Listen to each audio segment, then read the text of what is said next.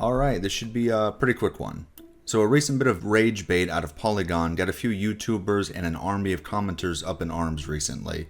And it's pretty easy to see why. The article from this fella here named Nico is wall-to-wall, tone-deaf incompetence and veiled insults aimed at people who play video games and at the developer From Software.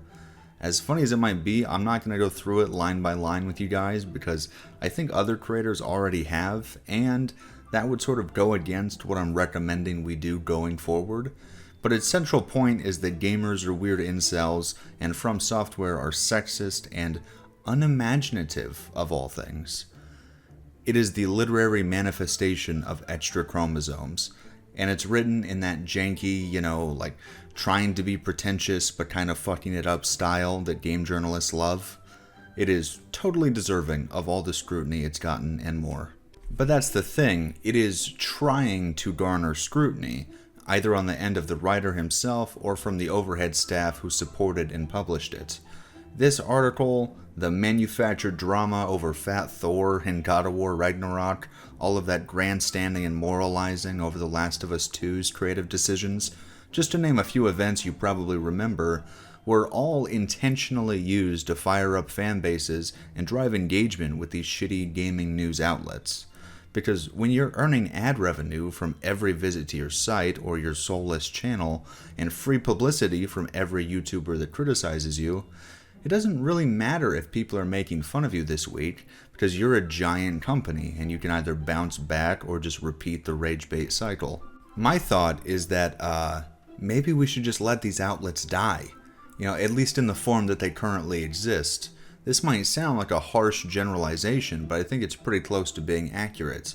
Nobody that's talking about video games out of true passion for the medium and the art form is working for a gaming news outlet. And if they do, they don't stay there long. There are too many ulterior motives at play and too much profit-driven oversight. And I'm typically a major proponent of battling retarded ideas with good ones, engaging in mostly good faith open debate. But that becomes pretty muddied when your ideological opponent is an actual troll that doesn't care and literally thrives off of your anger. And that's where we're at. I think there's definitely an argument to be made that these articles are a sort of symptom of the broader disease that's running rampant in the Western entertainment ecosystem, where creators and commentators are so detached from reality they truly think it's their duty to instruct us peons on morality. But the difference between critique in media is that a preachy and poorly made film is just going to be briefly made fun of and then ignored by the masses, ultimately losing a shitload of money, because subjecting ourselves to that is a far more arduous proposition than reading a dorky 1,000-word article that we can destroy with facts and logic on the spot. You might compare gaming news outlets to trashy tabloids as a form of insult, but I genuinely think they're much worse. Tabloids, for the most part, don't shy away from what they are, which is gossip and speculation at its lowest form. They pretty much revel in their tacky perception.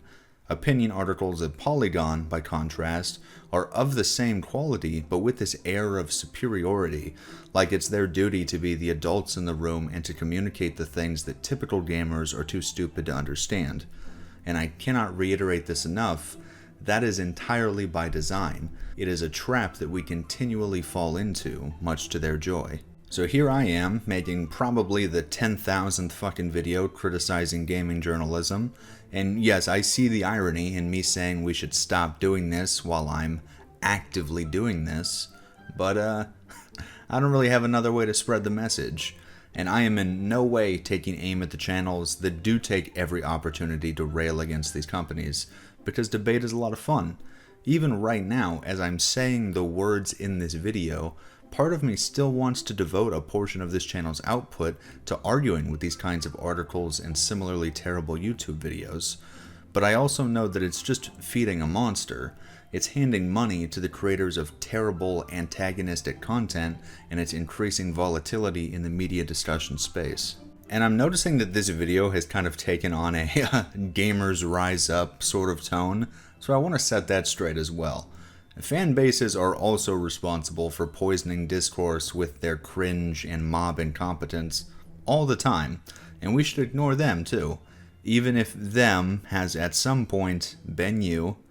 But the thing is, we can't go door to door and destroy a million individual autists.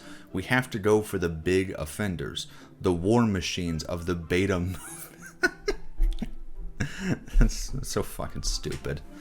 Now, all we have to do to win that battle is disengage and let the opposition run themselves into the ground. Alright, that concludes this little ramble. I'll talk to you guys later.